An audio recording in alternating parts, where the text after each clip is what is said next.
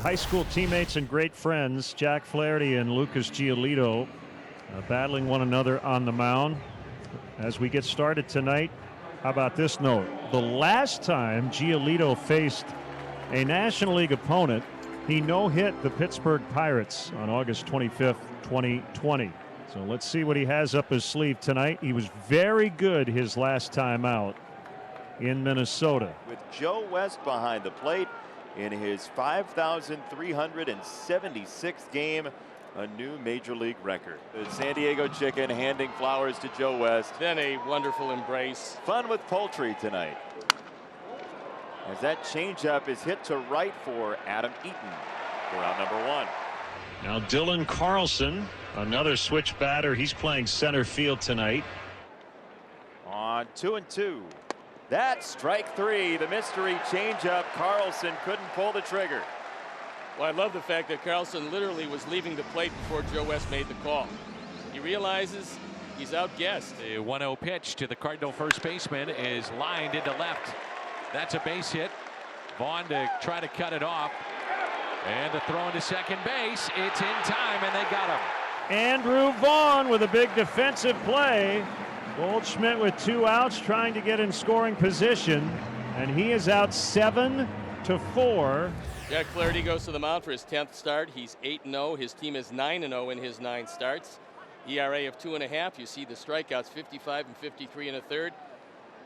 Most amazing stat is he'll use a lot of four-seam fastballs, and surprisingly, a lot of right-hand hitters will take them for strike three.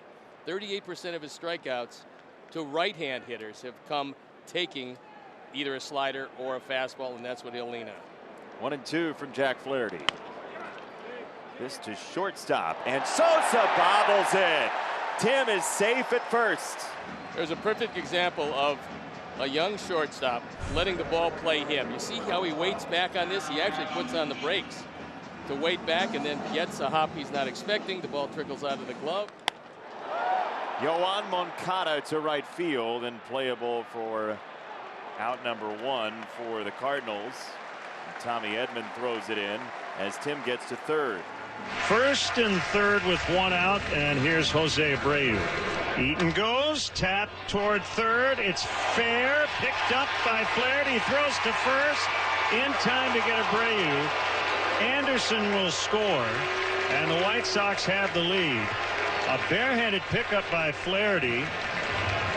Thought he might let it roll, but I think it would have stayed fair. Jose will take the RBI. Mercedes will bat. Eaton to second. Mercedes drives it to right. Tommy Edman dropped the ball. Edman drops the ball, and the Sox get run number 2. So look, the Cardinals are short on outfielders. Edman playing right field, not his usual position, cannot put away the final out of the inning. You got to be really mentally tough to get through this inning at this point. Just let it all go. You know your teammates aren't trying to mess you over and mess up routine plays. Starting second baseman last night, Edman, starting in right field, had that hit right off the heel of his mitt and just flat out missed it. The right-handed batter swings, and he gets one in the air. Center field. Carlson backing up. He's at the track near the wall and makes the catch. He kept drifting with that one. Had room and retires Vaughn and the White Sox. Nick Madrigal, the batter. And he's trying to move the runners along. And we're going to center field. This is down, a base hit. It kicks off a Carlson. Zach's coming home. The throw is not nearly in time. And the Sox are using some wonky defense and a lot of contact to take an early lead in game 2. 3-1 to Moncada. Out of the zone, ball 4. And the Sox have taken a 4-0 lead on a bases-loaded walk. Well, all things considered, this is about the quietest 4 runs that you'll see. Errors, walks, hit batsmen. 2 out in the second. This one gets away from Molina. Here comes Madrigal. It's 5-0. Everyone moves up a base. And Yadier Molina has not been supreme in this series so far at blocking baseball. No, there was a couple that got by him. 2 hits in the inning and an error. Bases loaded with 1 out for Dylan Carlson. 3-1. And Carlson lifts a high fly ball down the right field line. In the corner, Eaton goes up and makes the catch. Sosa tagging up as well as Edman, and the Cardinals get on the board to make it 5-1. That was very nearly foul, very nearly a home run, but what it was a sacrifice fly and an RBI for Dillon. Here's Goldschmidt, who singled in the first. Big at bat in this game. To third. Moncada's got a chance to end the inning, and Abreu's got a stretch. Did he keep the bag? The answer is yes.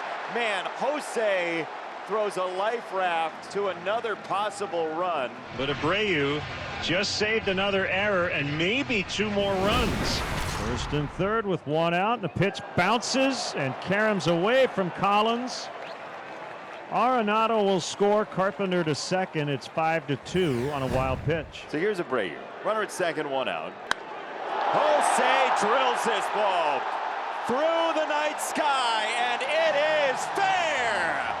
A 2-run rocket for a 7-2 lead. Jose Abreu sitting on a first pitch slider, and oh my, what a wonderful day. He hit every stitch on that baseball.